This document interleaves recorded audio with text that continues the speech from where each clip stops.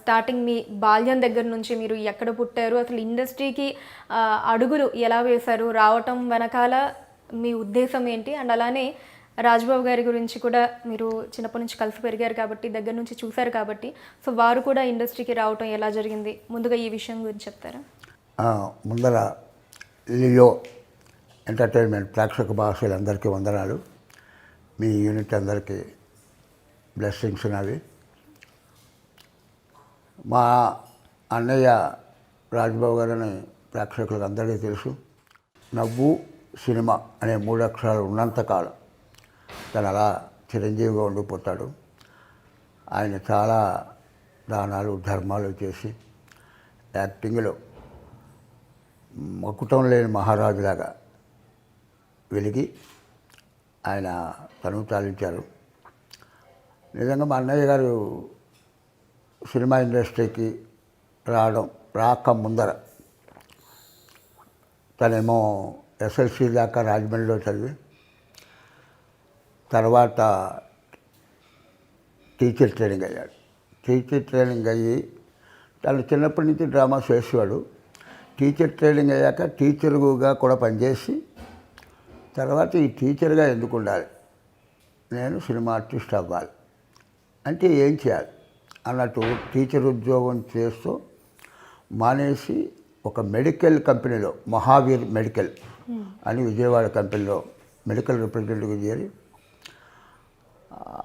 Medical రిప్రజెంటేటివ్గా పనిచేస్తూ వైజాగ్లో K వెంకటేశ్వరరావులని రసన సమాఖ్య అప్పట్లో వాళ్ళ డ్రామాస్లో చాలా ఫేమస్. ఆయన డ్రామాలో వేయడం, అందులో మహా దొంగవీరుడని నాటకం, అందులో ఒక పాత్ర వేయడం అది చాలా పెద్ద పేరు తెచ్చింది. ఆ డ్రామాని రాజారావు గారని మద్రాసులో ఉండేవారు, డాక్టర్ రాజారావు గారు. ఆయనే మన జమున గారిని కూడా ఇంట్రడ్యూస్ చేశారు. ఆయన ఈ డ్రామా చూడడం, ఆయన కూడా మా సొంతూరు రాజమండ్రి. ఆయన రాజమండ్రి వాస్తవులు లేనప్పుడు మా అన్న డ్రామా చూడడం, ఈ అబ్బాయి ఎవడో బాగున్నాడు, బాగా చేస్తున్నాడు, నువ్వు సినిమాలోకి రావచ్చు కదా అన్నయ్య సినిమా ఇండస్ట్రీకి వెళ్ళడం జరిగింది. దాని ముందర తను పుట్టింది మాత్రం మన నరసాపురంలో పుట్టడం, తర్వాత ఇండస్ట్రీకి తను వెళ్ళడం, ఇండస్ట్రీకి అలాగా తను ఆ రాజారావు గారి ద్వారా మద్రాసు వెళ్ళాడు. నేను పుట్టిందేమో అమలాపురంలో పుట్టి నేను ఎస్ఎస్సీ దాకా రాజమండ్రిలో చదివా. తర్వాత ఐటీఐ కాకినాడలో చేశా ఎలక్ట్రీషియన్గా.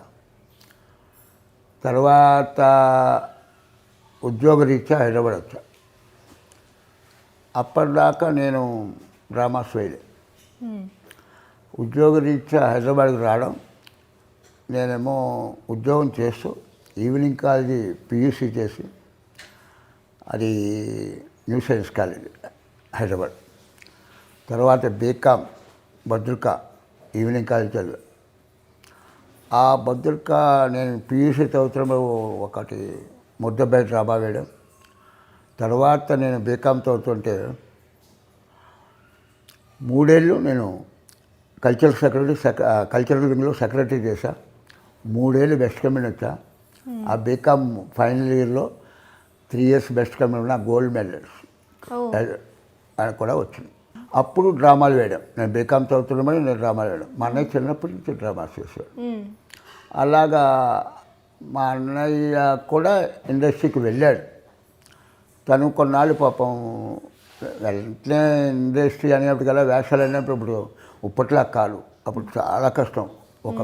ఒక పిక్చర్లో ఒక 5 నిమిషాల క్యారెక్టర్ వేయాలంటే అది చాలా అదృష్టం, అంత కష్టం కూడా.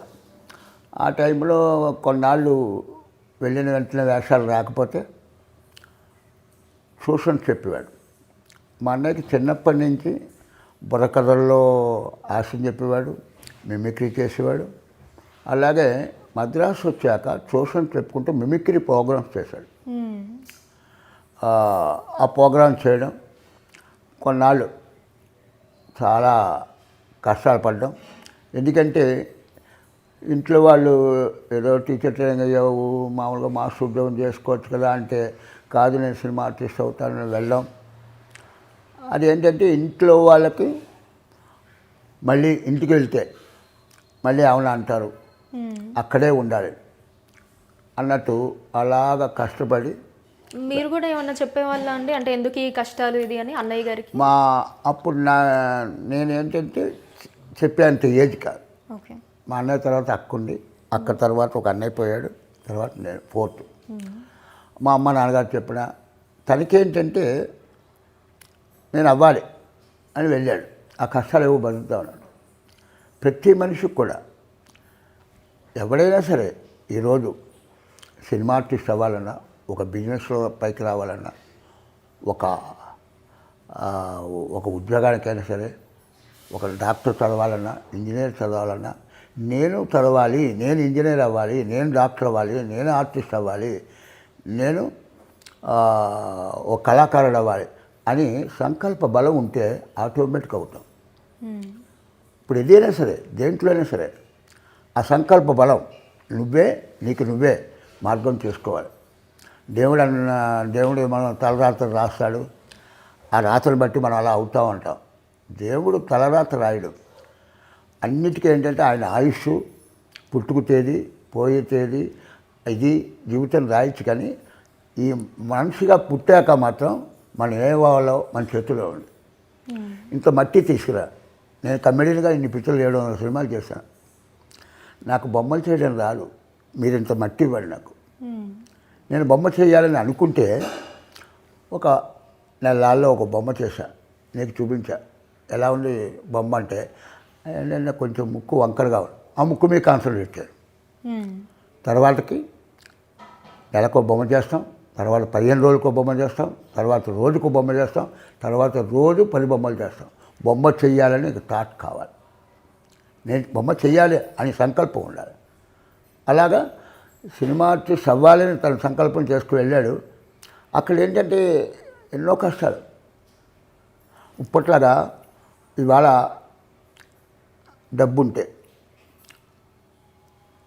బయట వాళ్ళు ఎవరు చెప్పక్కర్లేదు, ఎవరు రికమెండేషన్ అక్కర్లేదు.